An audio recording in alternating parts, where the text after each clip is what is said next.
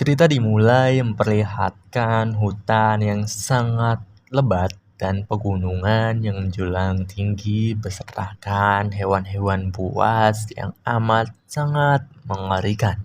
Di tengah-tengah hutan tersebut terlihatlah seorang pemuda yang baru saja terbangun dari tidurnya. Pemuda tersebut perlahan berjalan keluar rumah. Setelah berada di luar, pemuda tersebut mencoba sesuatu dan mengucapkan, 水よ来たれ。 kalian tidak salah lihat, itu adalah sihir. Jadi siapakah pemuda tersebut? Dan ternyata cerita sesungguhnya baru saja dimulai. Selamat datang di Narasi Manhwa Indonesia. Tempatnya recap alur cerita manhwa, petualangan, aksi, dan percintaan. Narasi Manhwa Indonesia, cerita seru tiap hari. Kupas tuntas manhwa kecil, jangan lupa like dan share. Pemuda yang kita lihat di awal ternyata bernama Ryu. Ryu adalah pemuda asal Jepang yang meninggal karena tertabrak truk. Dan Ryu sekarang berada di tempat yang semuanya serba putih. Ryu pun amat sangat kebingungan dan bertanya-tanya sekarang ia berada di mana. Di sela-sela kebingungannya muncullah seorang laki-laki yang ternyata ia adalah malaikat. Sang malaikat bertanya, apakah benar engkau bernama Ryu Miharu? Ryu pun membenarkannya. Sang malaikat pun menyatakan bahwasannya sudah lama sejak terakhir kali ia dapat pengunjung. Sang malaikat pun menjelaskan bahwasannya Ryu meninggal karena kecelakaan. Dan ia pun tahu akan hal tersebut. Karena ia mengingat semua kejadian tersebut. Sang malaikat pun menyatakan bahwasanya ia akan direinkarnasi di suatu dunia yang penuh dengan sihir. Dan dunia tersebut bernama Pi. Di dunia tersebut diperkirakan 20% manusia dapat menggunakan sihir.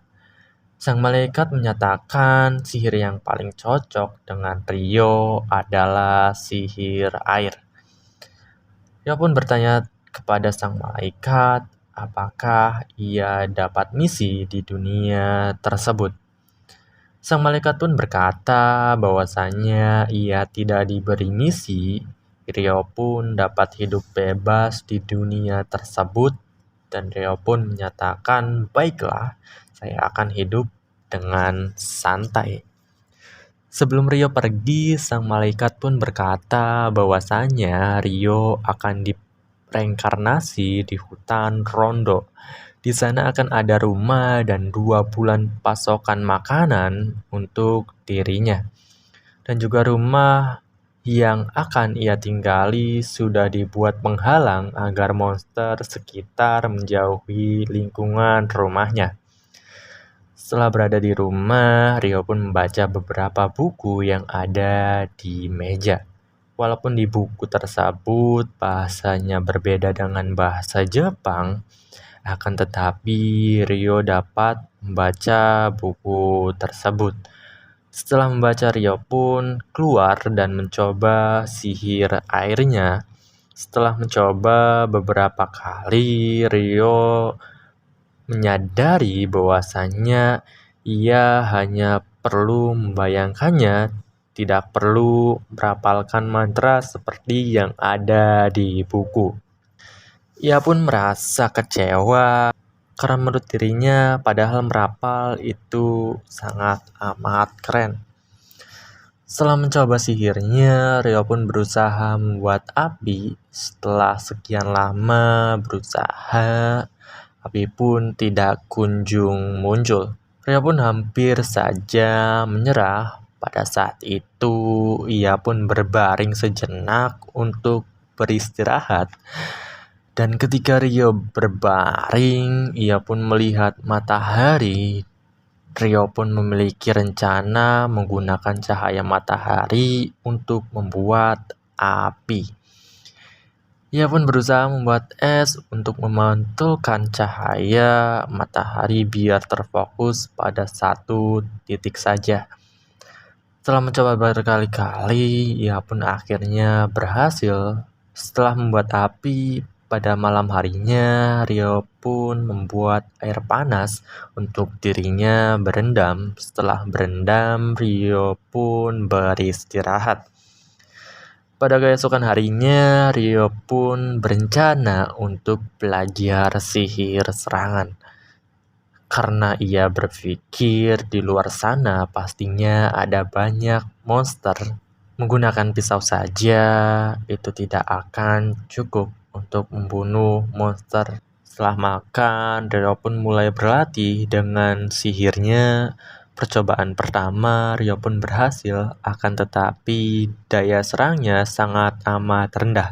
Walaupun daya serangnya rendah, Rio pun tidak menyerah. Ia mencoba membayangkan aliran tipis dengan kecepatan tinggi dan ya, percobaan kedua masih belum berhasil. Di sela-sela keputusasaan, Rio pun teringat ia pernah bertanya kepada sang malaikat. Ia bertanya bagaimana caranya menggunakan sihir. Sang malaikat pun menjawab bahwasanya pondasi dari sihir adalah imajinasi. Setelah Rio teringat akan hal tersebut, ia pun terus mencoba dan akhirnya berhasil walaupun daya serangnya masih belum cukup untuk menghancurkan pohon tersebut.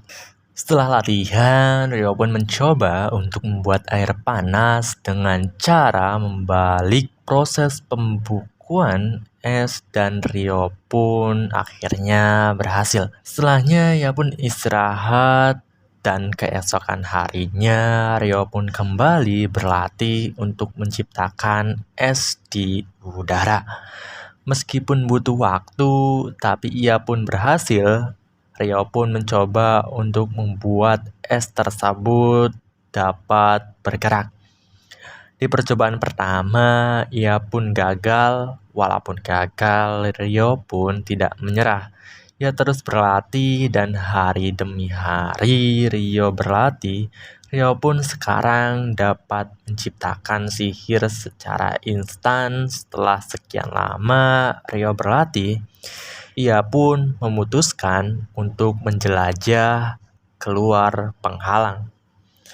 Setelah keluar dari penghalang, Rio pun menemukan kuarsa. Dengan itu, ia bisa membuat api bahkan setelah matahari terbenam.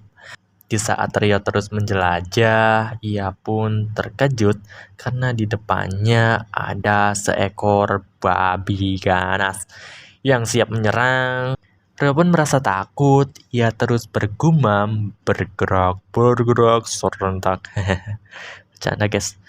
Hingga pada saat ia akan terkena serangan, ia pun dapat menghindari dengan tepat pada waktunya.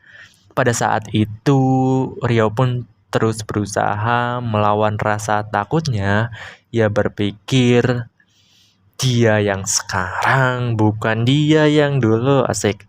Sekarang ia memiliki sihir, ia pun mulai menyerang menggunakan sihirnya. Sehingga babi tersebut terjatuh dan tertusuk oleh sihirnya. Dia pun tidak menyangka ia bisa membunuhnya. Setelah menjelajah, Rio pun pulang. Dan pada malam harinya ia pun membaca buku dan ternyata monster yang ia lawan tadi ialah monster paling lemah di dunia tersebut. Di buku tersebut menjelaskan ada 2 monster yang patut diwaspadai. Yang pertama adalah naga dan yang kedua adalah Akuma. Keesokan harinya, Rio pun kembali menjelajah. Di tengah-tengah perjalanannya, Rio pun kembali diserang oleh monster. Kali ini yang menyerang Rio adalah burung. Burung tersebut terus menyerang Rio dengan bertubi-tubi, dan Rio pun terus menghindarinya dan menghalau dengan sihirnya. Ia pun terus berlari untuk menghindari serangan burung tersebut. Ia pun sesekali menyerang, akan tetapi burung tersebut dapat menghindari semua serangan tersebut. Burung tersebut menerjang ke arah Rio. Rio pun dapat menghalau dengan sihirnya, dan burung tersebut pun terjatuh dan Rio pun menyerang matanya. Setelahnya, burung tersebut pergi meninggalkan Rio, dan Rio pun terjatuh dan mengeluh. Ternyata kehidupan santai ini lebih sulit daripada yang dirinya kira. Pada malam harinya, Rio pun masih berada di tengah-tengah hutan karena ia kehilangan arah pulang, karena ia terus berlari pada saat dikejar burung tadi. Pada saat Rio terus mencari jalan pulang, ia pun melihat danau dan terlihat sesosok makhluk seperti manusia dan kuda.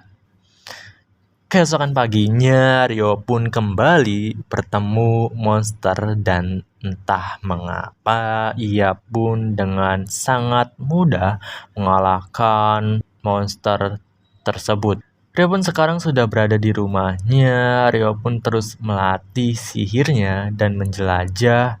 Ketika Rio sedang menjelajah di kedalaman laut, ia pun bertemu dengan monster gurita. Dikarenakan Rio masih cupu, ia pun lari, dan hari demi hari ia lewati dengan terus berlatih dan menjelajah. Sampai di suatu malam, ia pun kembali ke danau yang ternyata sesosok tersebut adalah Dulahan.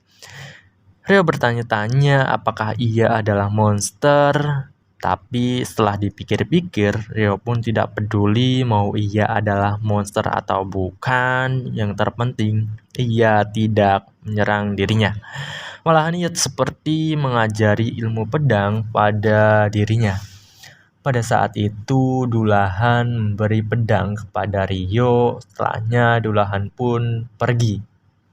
Dan keesokan paginya, Rio pun kembali melawan burung yang sebelumnya. Burung tersebut kembali untuk membalas dendam kepada Rio. Dan burung tersebut mulai menyerang dengan sihirnya, akan tetapi dapat ditahan dengan mudah oleh Rio.